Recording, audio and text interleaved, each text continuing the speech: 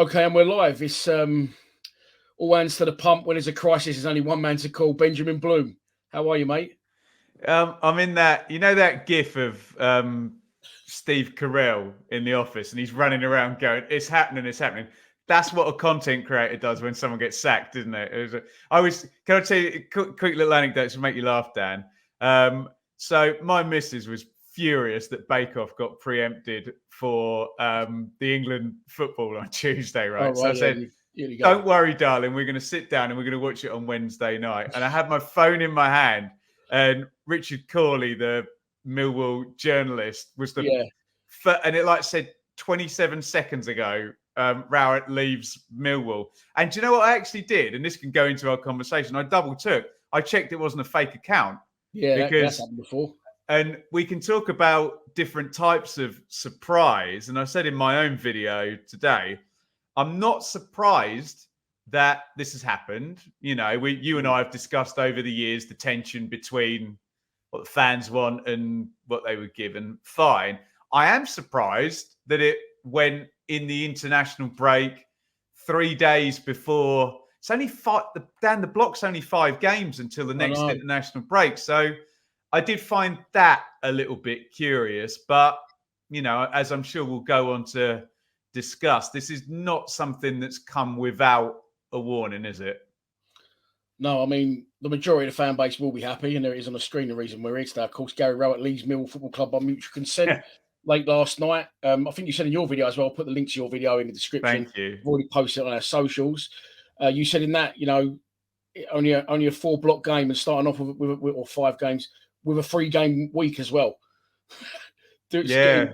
Him going or them, reaching this agreement 3 days before them games kick off. Yeah, and don't get me wrong. I know, your club has been one that's been very stable and done things long term. And I know any of your watchers could say, well, this is bigger than 5 games or 3-game week or whatever. If the next one's there for 4 years, then, what does it matter? But it's just a bit out of character for Millwall, isn't it? This is the club that doesn't even so careful with the contract length, so careful with money and what they reveal. I would have imagined, very much like McCarthy out of Ipswich and Mowbray out of Blackburn, that the contract would have just been ran down in the end, and that would be how this would come. And I laughed when you said mutual consent. I always laugh at mutual consent because the manager has a contract with the football club. If the football club last year as well, by the way, didn't he? Right, yeah. How long was that? This is the other thing. They keep their cards very close to their chest. It's always undisclosed fee if we buy someone, and either a new contract or a new long-term contract. You never actually get any idea of the actual length. But Dan, if you sign a contract with a football club and the football club wants you to be the manager, you're the manager. Do you know what I mean? Or you resign. So as much as it's, right in the first line of the statement, mutual consent party, he's got, come on, it's going to be minimum 2 years if you signed it last year. Yeah. Millwall aren't going to do rolling contracts with a manager, are they? So minimum 2 years. If they wanted him to be there, he would be there, is my take on it. So as much as they've done it in a dignified way, and it is great to see the manager quoted in the... It was very nicey, wasn't it? It was everything was in the right place. Yeah, I agree with that. Maybe that's why it's come at the back end of the international break. Maybe they've spent a long while knocking it around back and forth and how's the best way to do this. And maybe you and I will be hitting the Steve Carell gif and there'll be a new manager announced later today or tomorrow. Maybe, but it doesn't feel like that, does it? No, I think they'll leave Adam Barrett in charge of the assistant for at least Saturday. I've got a feeling they may announce someone possibly, Wednesday or Tuesday morning, and then parade them at home before the Blackburn game. But yeah, very, very strange timing. Like you said, if they wanted him to be the manager, he'd still be there. I believe that they do. As a fan base, we're happy where their club are. Neil Harris sort of parked the boat, so to speak, put the anchor down. And we haven't, under Rowett, sunk, but we haven't also sailed off into the sunset. So although we don't really appreciate the football at times, I think that the club and as a business, they're happy with him. We're stable under him, and I think that's obviously their main priority. Of course, it is. But I would say edging towards more. It was definitely him bringing it up. I don't know if you saw when we lost to Norwich, the post-match press conference he did, because we don't get a lot out of our club, understandably so, maybe. But it was at Norwich's ground, and it was in their press room, and the Norwich guy, whoever it was, asking the questions, really, asking some questions that, as Mill fans, we've all been wanting to know the answers to for a long time. And at that point, for me, I watched the interview and I thought, I think he could go here, because he was like, well, I've been doing this job a long time away from my family for 4 years, and personally, I thought, well, I don't care. A lot of people have to work away and do what they need to do for their families. But he felt like he was giving a little bit of, oh, poor me, pity me sort of thing. And I thought he might have gone at that point, but he didn't. But yeah, it's very strange that they've reached that decision, like we said before, this big block of games. Right. I was at the next game, actually. Was the Birmingham game the next game? I think it was, wasn't it? Because I remember you took the lead and they started, you probably in the away end, weren't you? Gary Rowett, your football's all right, which I thought was quite sardonic humour. But look, Dan, I'll always bow to your superior knowledge on, what's going on there. I just always think, sacked, resigned. It's never right in the middle of those two. It's always slightly more one than the other. But he's gone, and onward we go. Yeah, onwards we go. I mean, look at his record just quickly. I mean, again, there was a neutral looking in for yourself and others. That is not a bad record at all. That's pretty much a Mill existence. He's actually, won the majority of the games, or more than he's drawn or lost. So people might be, what's your problem? But it's quite hard to explain. I feel like the identity of the club is sort of slipping away. Our home form, the Den's always been a fortress, 3 wins out of 27. And I think that's where the majority of people, you'll get 15,000 at home, you might get 1,000 go away. So when you're 15,000 are seeing good things they want to see every other week, it's not so bad. But when that flipped, we was doing better away, you got now 15,000 on your back instead of potentially 1,000 that have gone away. It's just gone stale as well. I mean, we can pick the bones out of it as much as we like, but a very simple way to say it just gone stale, and he recognised that. He leaves us 3 points of the playoffs. So this is what I wanted to ask you about, because, excuse me, he come in obviously from Neil Harris. Neil Harris left, Rowett come in, Harris went on to Cardiff. And I say this a lot, in football in general, you get the Man Uniteds of this world, and Chelsea's looking at them right now. The problems they've had, you very rarely in football, I think, one manager goes, another manager comes in and it's fine or gets better.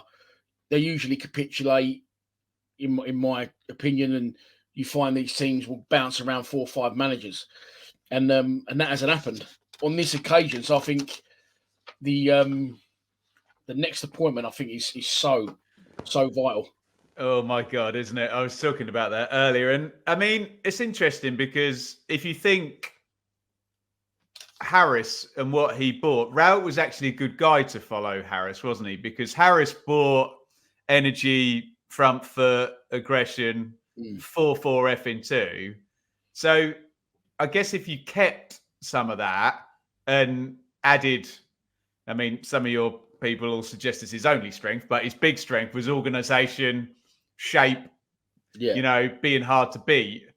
I guess if you added that to what Harris already kind of had there, it's a good combination. You're taking, you're not necessarily was a diamond, because I know it was a bad season for Harris after you finished 8th in the first season up, but it does feel like that would have been a good way to follow. But mate, I saw firsthand with McCarthy and Ipswich, and you won't do what we did because we reset everything as well as the manager, and the team changed a lot. But my point is, if you take a manager that's pragmatic and the team's incredibly well drilled, and people know exactly this one thing that they do, and that's what they have to do for the team, and that's it, and you change that drastically, players do not like that. And with respect to any player in the Championship, maybe outside the parachute teams, you're not talking about players who are good enough where you can say, right, you've been doing this for 4 years, do this. And they go, oh, I'm a brilliant Premier League footballer.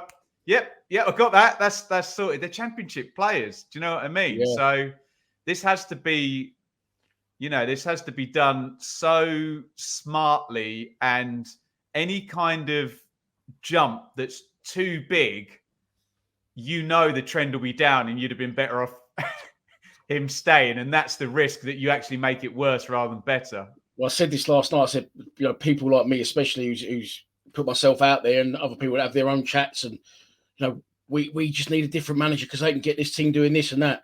Now we're going to find out, because of course, especially with the timing, we've got a big injury list. We've got 3 months till the next transfer window.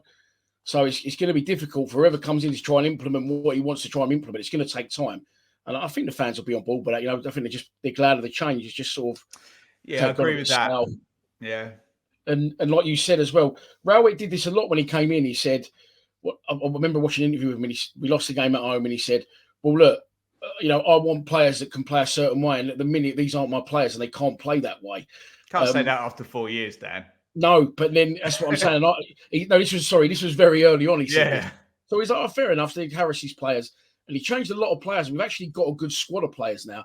But one thing he never really changed was the back line. Now, I love our back line. I think they're great. They're out and out old school championship defenders. Sean Hutchinson, Jake Cooper, Murray Wallace was not so good. He's sort of aging.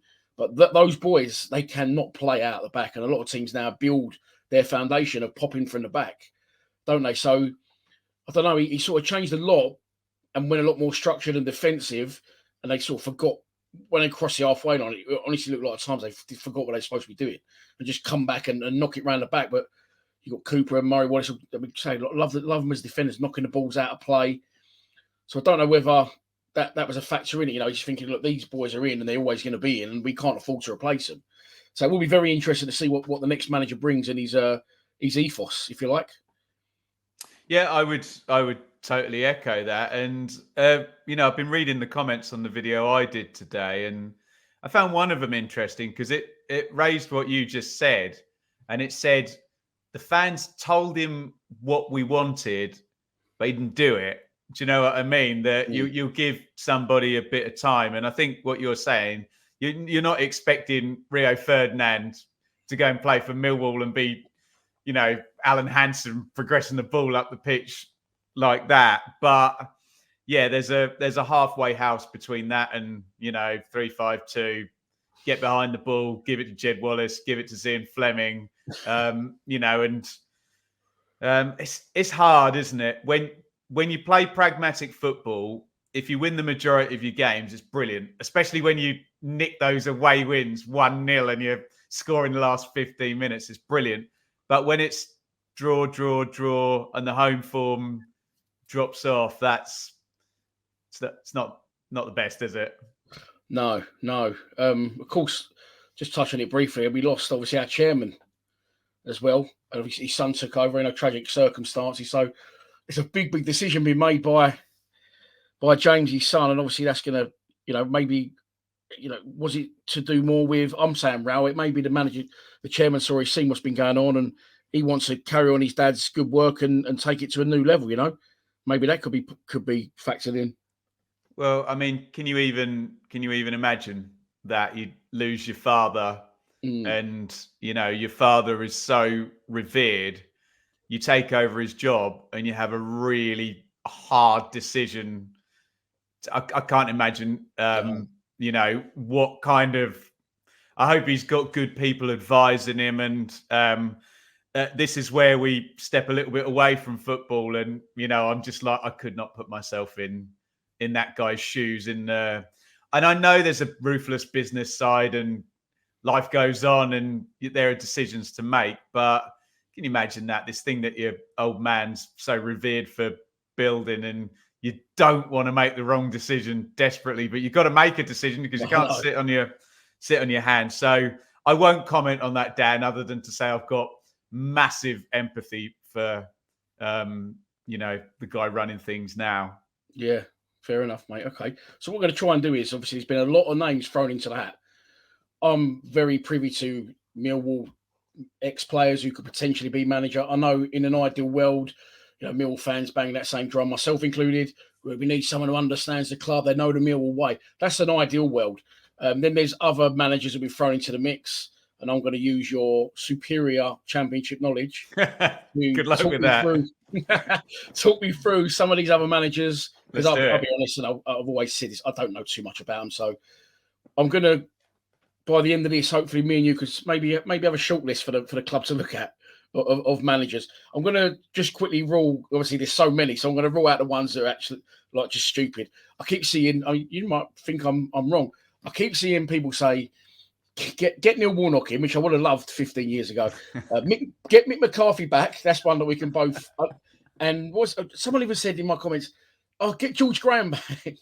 Now listen, let's just write those off here and now. That's who I'm watching, because they're all old men now. Some of them have, George Graham as a manager. I can't remember the last time he did. So they're gone. Forget them. They're out of the running, in my opinion. Would you agree with that one, Ben? I would. Yeah, I would. No, I think we will see Warnock at some point, but that's February, and that's not a long-term solution for anything, as much as I'm a fan of his. I would have loved him years ago, but I said on the stream last night, he lives in Cornwall, and someone said to me, "There's nothing wrong with Cornwall." I said, I know there's nothing wrong with Cornwall. It's lovely, but it's a hack. How old is he? Exactly. Coming up to London every week. He doesn't need it. Some other ones I'm going to put in a bracket of, I've got it in my notes here, as big hitters.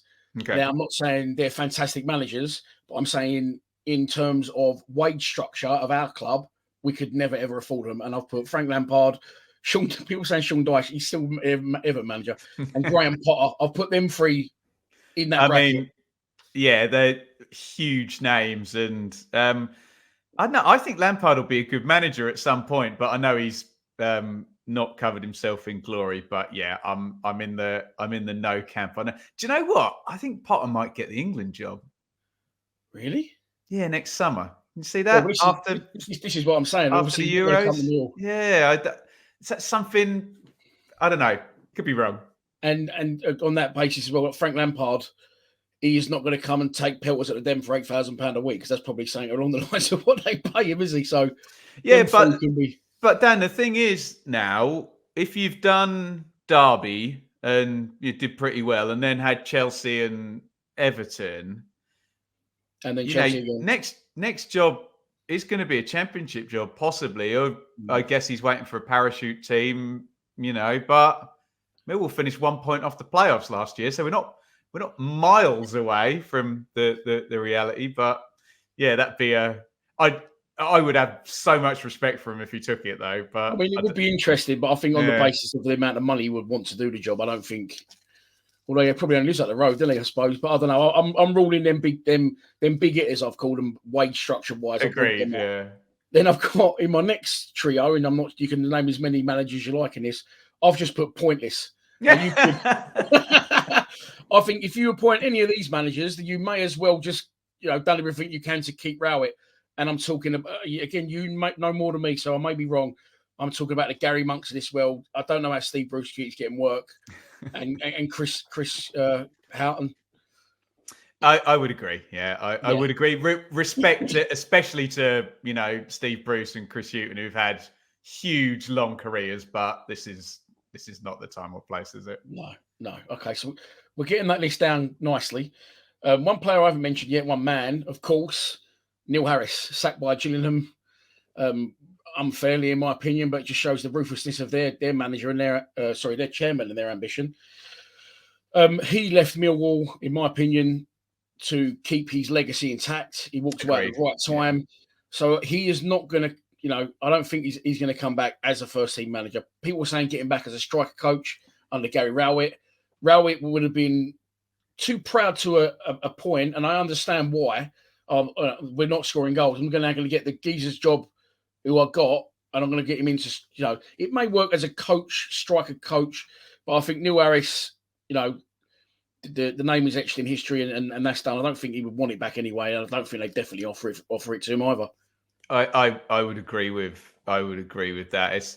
It's difficult when a legend takes the job so young into their career, but you're right. Once you kind of done it, you've done it, and I just couldn't see him coming back round in a circle and taking it all over again. I must admit, I was surprised he went into League Two with Gillingham, because I had him pegged as I know his stock kind of fell after the Cardiff job, but he was in the playoffs with Cardiff in the first go, wasn't he? So we'll see where he comes back in. They're a strange club, Cardiff, and but look, we'll move on to him as well, because what people have been doing in the comments, and this is for Millwall fans who are watching, who do put these comments in. I'm explaining to them why and possibly no. Steve Morrison was on TalkSport today.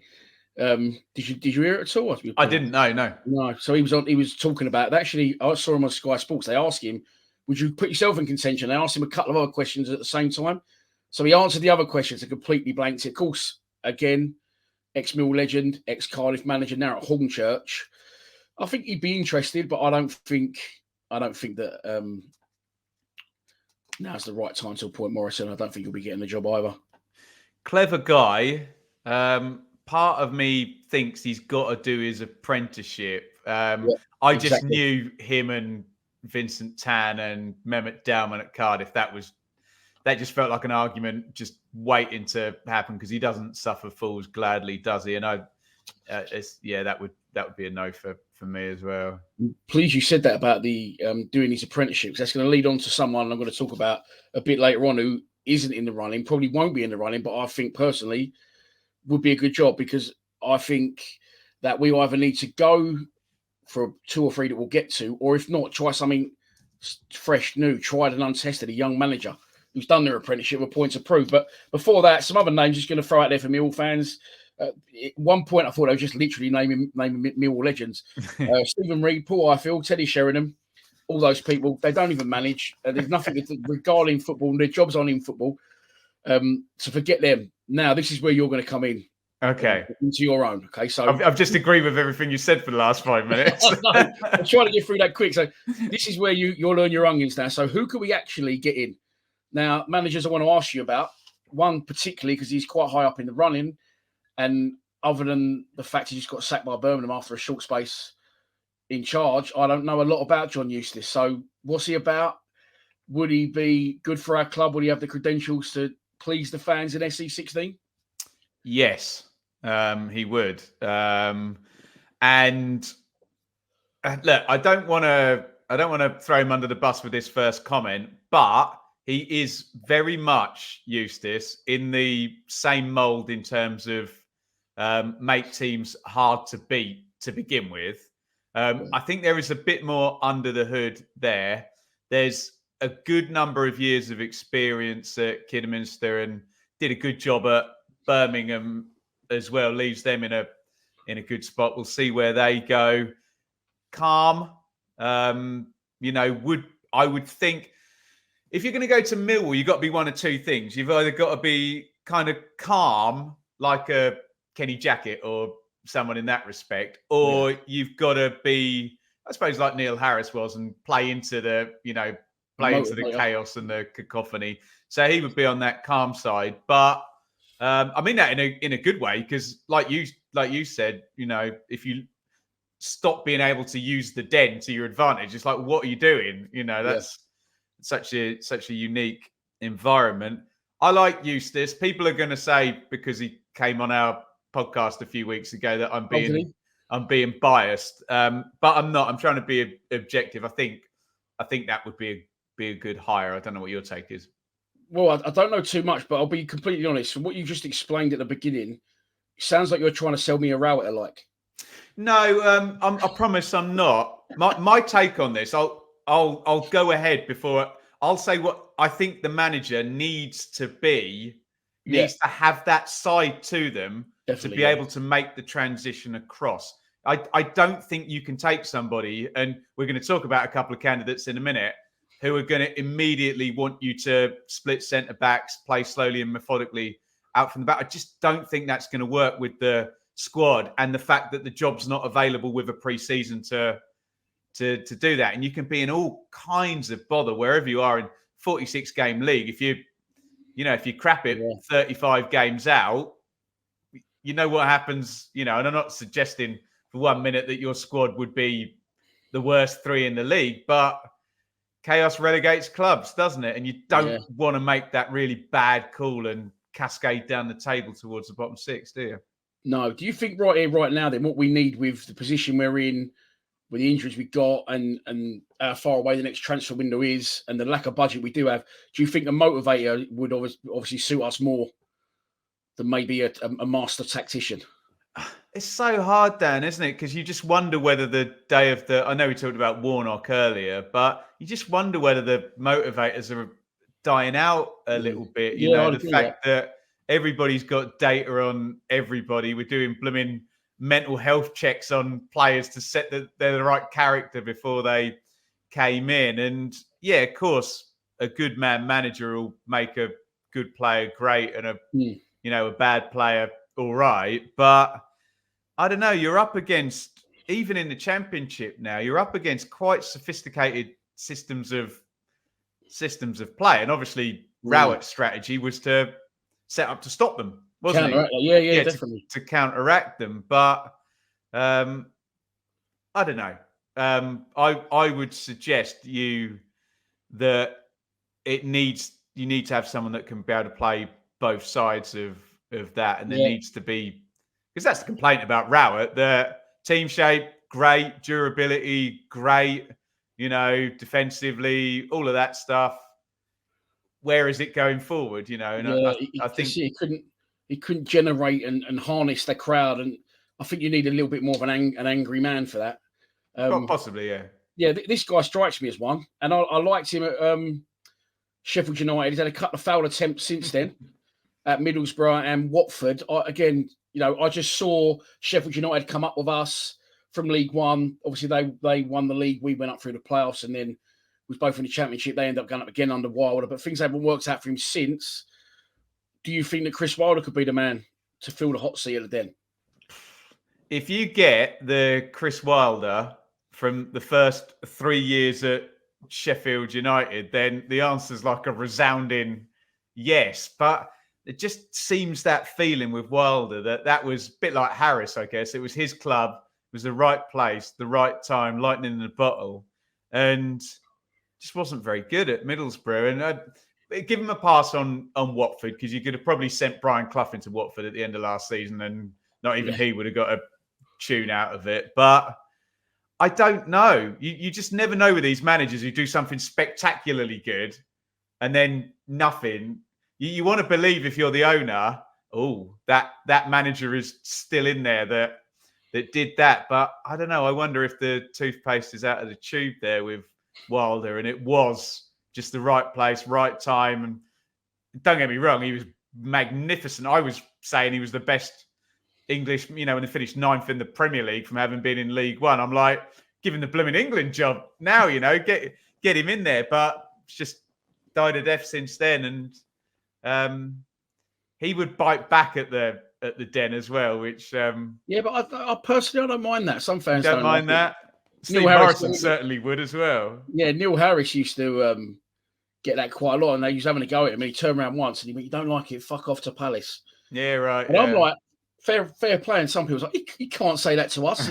We're paying customers. We're patrons of this good. Exactly. But he says it again. Morrison wasn't our manager, but it happened with Morrison a lot. He'd go, "Fuck off" to the fans, and they go, "Get him out of the." But I used to like it because he just showed that he cared and he weren't taking no shit. Yeah. And I think in Wilder, he would definitely be up there for me because of what he did at Sheffield United. And maybe I'm doing a disjustice to Middlesbrough a bit more than I would be Watford. I just quite likened Sheffield United to us as similar sort of working class club, working class values. I don't know. I just think Wilder could be a good fit. Do you know what type of manager he is? What sort of the way he likes to play, formations, etc.?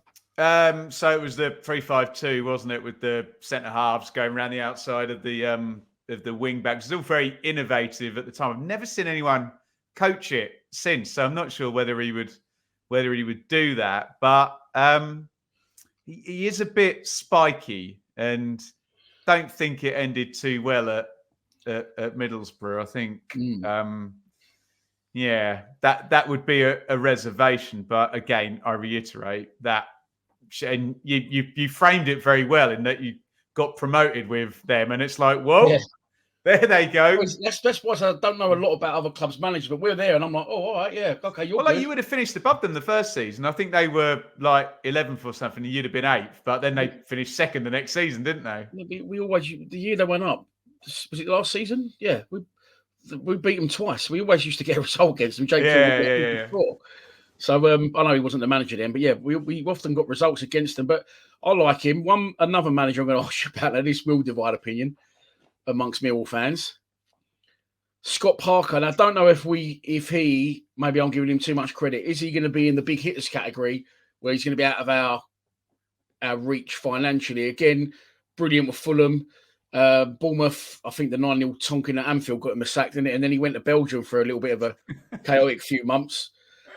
What do you think our chances could be of landing Scott Parker as the boss? I know he played for Charlton and West Ham amongst other clubs, which our fans don't like. Obviously, we've had been down that road before, Billy Bonds and Steve Lomas. But I've got it in quite good authority that he's, he's married and his missus' family are all Millwall fans, and he lives. I know exactly where he lives as well. I don't know his address, Scott. Don't worry, don't panic. I just know where he's from and where he lives, which is around where I'm from. So I'm glad you put him up there, Dan, because he completely exemplifies the type of manager that I think Millwall absolutely do not want to touch with a barge pole, in respect of, when I was talking about slow, methodical, wanting to play through the thirds, it's exactly what Fulham did, exactly what Bournemouth did. I do not think it'll work with your squad. That's not me having a pop at your players. No, but even that being said, those were both parachute teams that I know he took them both up. And if you talk to fans of both Fulham and Bournemouth, there's this, did we go up because we had the best squad, or did we go up because of Scott Parker? I don't know. But I think that would be a good example. I think we're going to talk about Mick Beale as well, where I think that would be too far away from what your current squad have got at the moment. And yeah, I'm not going to single out Jake Cooper. Head it, kick it, brilliant defender, great servant. Don't give him the ball in the box and tell him, right, here's your passing angle here and here's your passing angle here. You can go back into the keeper. You're not to play it long. And if they close off here, you need to play into midfield. No, it's not going to work. That's going to get clipped up, mate. Don't suck Oh, in no. That was brilliant. I get completely what you're saying. You're spot on in what you're saying. I'm going to take that on board. He's too far away from what we're currently capable of with the players we got. I would suggest the time that the manager, even the budget we're going to have going forward. I think it's a very difficult. I know I say it because I'm a Millwall fan, and other fans probably say it of their club, but it's a very difficult one to manage. I would imagine, especially I would nod along more with you as a Millwall fan than those other clubs. The precarious position now and the unique kind of brief of managing the club. And look, don't get me wrong. If Scott Parker went into Millwall and was smart enough to tweak his expectations, and gradually do it and get Millwall playing, I would jump out of my seat and I'll lead the standing ovation, because I'd say, well played, mate. I didn't think you'd do it that way. By the way, you talked about Lampard. He'd be, I remember watching his Derby teams, and it was very, very methodical, and he wanted to play like probably he could play. He could play. Yeah, I was thinking that exact thing when you were saying it. Yeah, it must be frustrating for him, especially with our bunch of players. Probably wouldn't work. You mentioned Mick Beale. I suppose you could put him in the same category as a little bit. Parker. Yeah, a little bit. Yeah, I think QPR were fairly sort of progressive, weren't they, at the start of that last season? Although obviously dropped the ball spectacularly since then. I think he'd take it, Beale, if you offered it to him. Well, again, he's. I know it's not everything, but he's from Bromley, and his reputation, where the training ground actually is. But his reputation's in the toilet as well, isn't it? After giving that interview at QPR and running off to Rangers at the first, he needs to go in and humble himself. And if there's one thing about Millwall, your fans will bloody humble any manager that goes in because you won't take any nonsense off them, will you? No, definitely not. The other name I've got on that list is Nathan Jones. Again, I don't know too much about him. I can't stand him. I think he's a complete prick. That's personally because he would run up and down the touchline going, "Come on!" and then someone will score against him or get a result, and if their manager do the same, he go, "That's out of order. Can't do that." So that's all I really know about him. I know he's been successful at Luton. Went to Southampton. Then he went back to Luton. Went somewhere else. And Stoke, and then back to Luton, and then that's it. Sorry, failed miserably at Southampton. Yeah. What do you think, Nathan Jones? Are you going to fall in that bracket as well with Parker, or is he a bit more of an angry motivator mix? So, I really like Nathan Jones. We're going to disagree on this. Look, obviously, you know me. I live up near Luton, so I follow him quite closely anyway. But I'm going to try and be objective about it. He just did an amazing job with them. And yeah, okay, Rob Edwards took them up, but it's got Nathan Jones' fingerprints all over it. I don't know why he couldn't do Stoke, and I don't know why he couldn't do Southampton. I think he sticks himself up at Southampton trying to be a bit too brash and a bit too bold. But there's definitely a manager in there. I get everyone thinks he's got little man syndrome, and you know.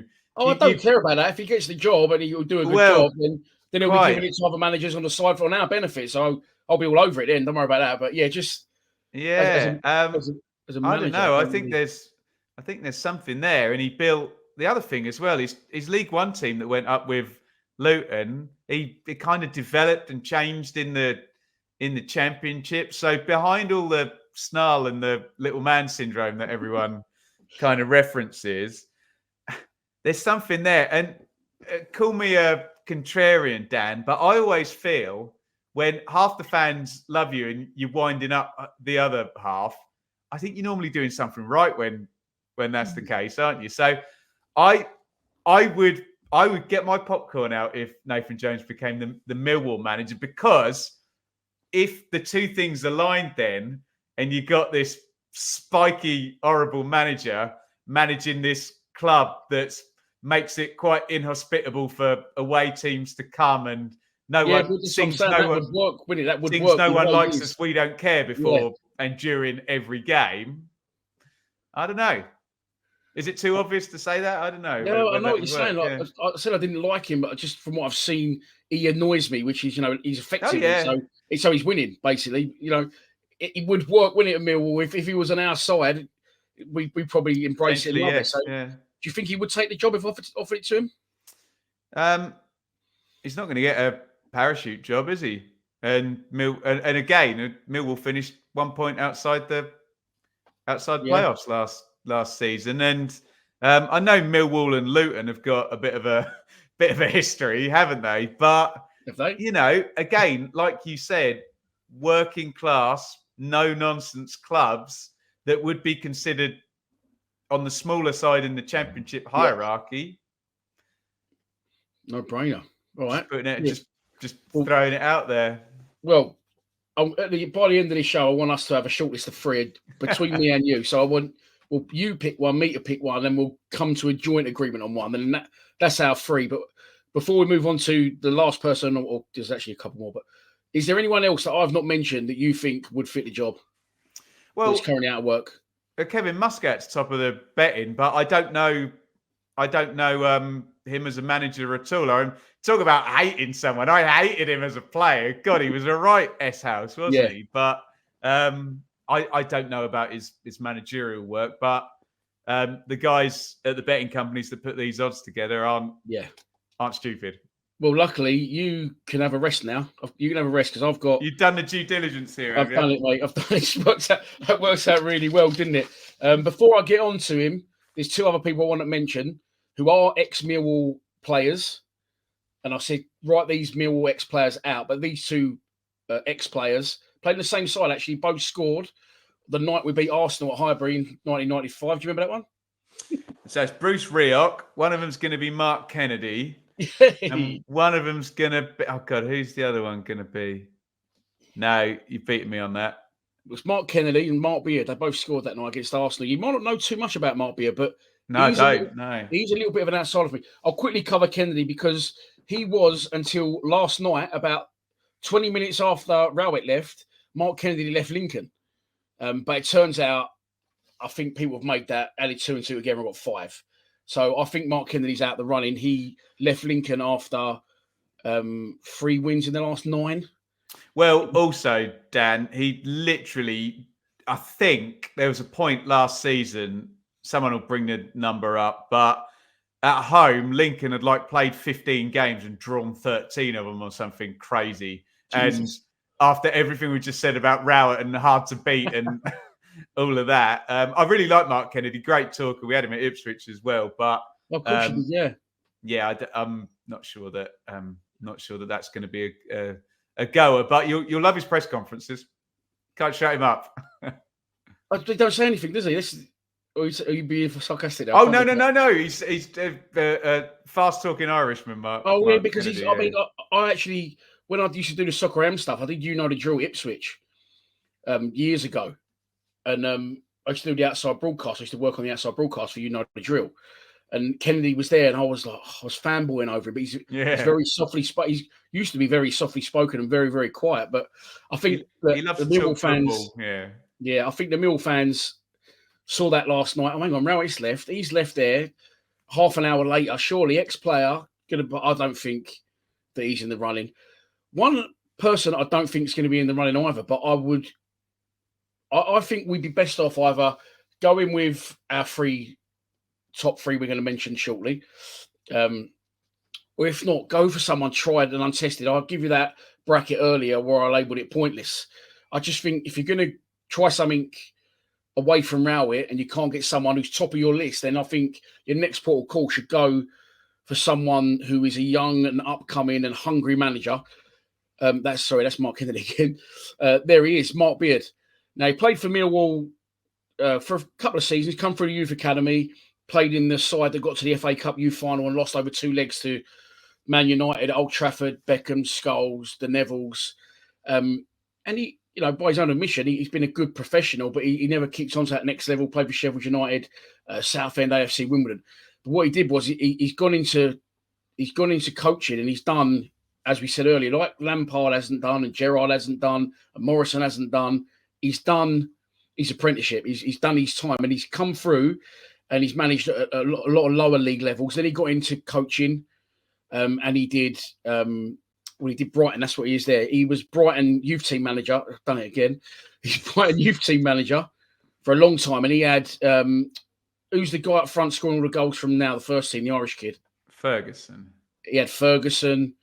He had Ryan Longman, who's currently on loan with us. He had loads of these players, and he nurtured them for years, and he was really good. He then went on to be assistant at Stockport. He then went on to be assistant at Dorking.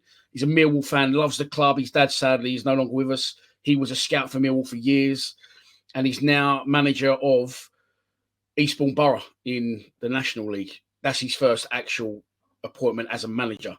And I just know how much he loves the club. He was on Under the Cosh podcast recently. He's been on our show. I don't swore, but just how it makes me feel he loves it. And I feel that he's done his time. And as an outside bet, I think he would definitely be worth a look. If I'd rather have him than Gary Monk or Steve Bruce or Chris Hughton. I do agree with you. It's you don't want a wish version of Rowett. You'd rather go elsewhere. And look, I know it's not a direct comparison, but my club, Ipswich, took a coach from the Man United system and just gave him the keys, and that's worked out really well so far. So the talent's often there dotted around these clubs, isn't it? Yeah, exactly right. So I know you push for time. Let's move on to the man they call Kevin Muscat. He once used to look like that. Serves you right for Muscat. Serves you right for Muscat. I mean, I try to find the photo of him. He's got the armband on there, his captain. Try to find the photo of him where he's got Milan Baros around the throat at the den, going like that. And a crowd behind are baying for blood. Now, I always say ex-Millwall player is a perfect fit. He's not just everything that a Millwall player was and the fans want to see he epitomises it. He is the absolute pinnacle of it. So I looked into it because I know he's been bouncing around in management. And yes, we want someone who loves the club and knows the club and has played for the club, but we also want someone who can manage.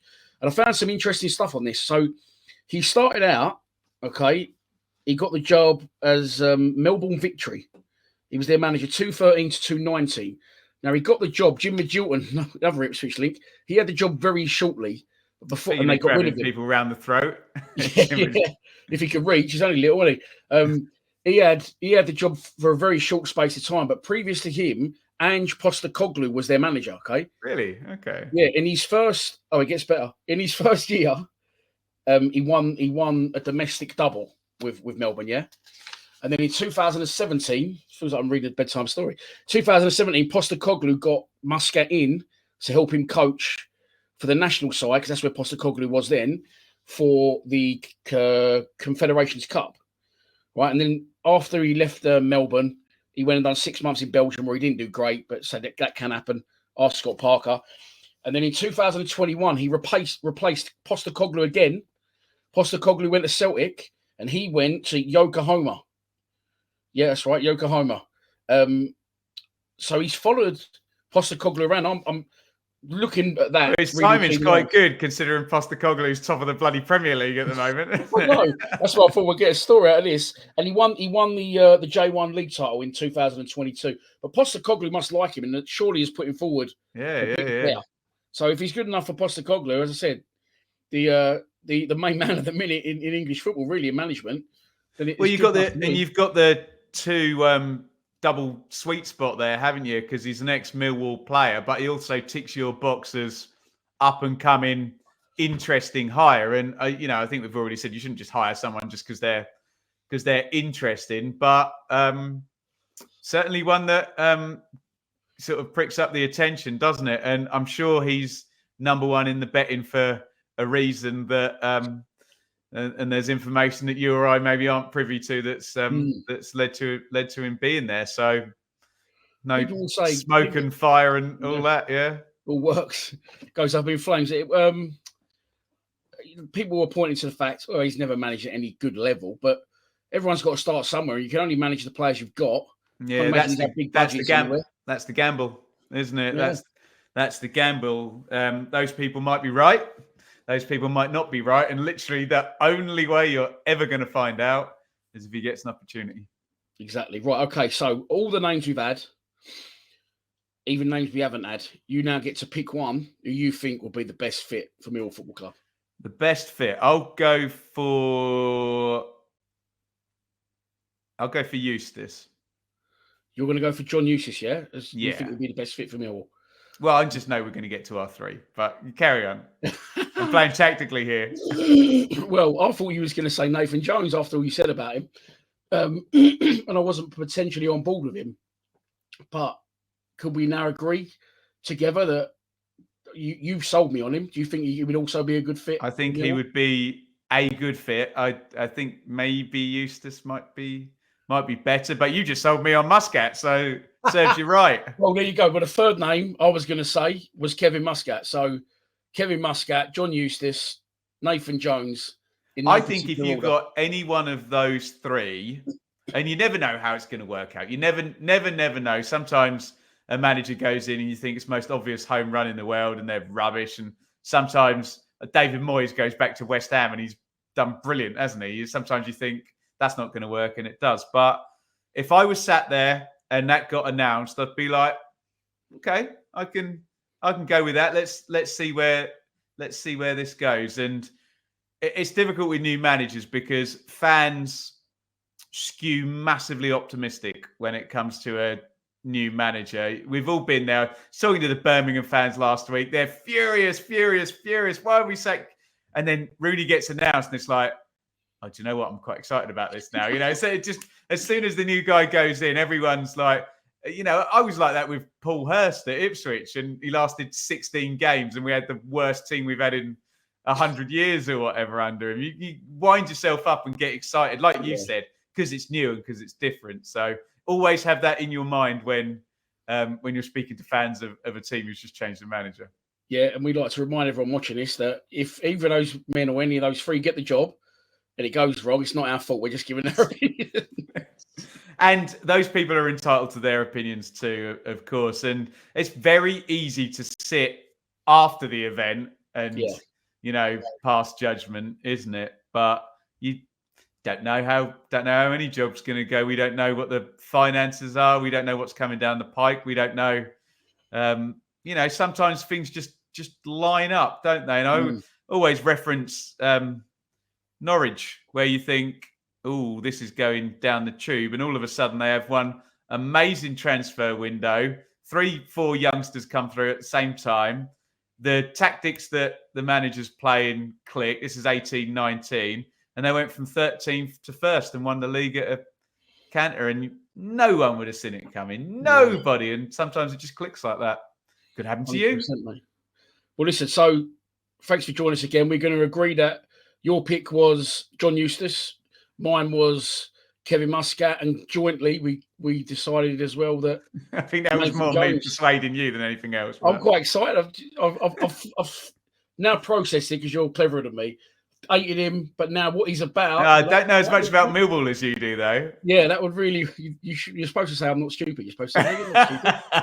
But mate, listen, thank you so much for joining us. I really appreciate your time as always. I'll put the link to your channel and your Gary Rowett Departs Millwall in the description below. So I'm sure, I'm not saying that the Mill fans have got a lot of time for you. It's not often they accept an outsider. I think more of them like you than like me at times. But there you go. That's the life of a YouTuber. But thanks for joining us, mate. Anything you want to leave us with? Any departing words? No, just thank you to the Millwall fans. I came to the Leeds game to do a vlog and got stopped several times, and just lovely people who are, really, really friendly and had nice things to say. So thank you to the support for the channel. I know, as Dan says, I'm an outsider, but I always say this: there's something about Millwall that's just quite thrilling and exciting, isn't it? Something unique. So always love to go there, and just thank you to everyone for the support. Brilliant. And never a dull moment in SE16, mate. Definitely not. Thanks a lot, mate. Thanks again for your time. Pleasure.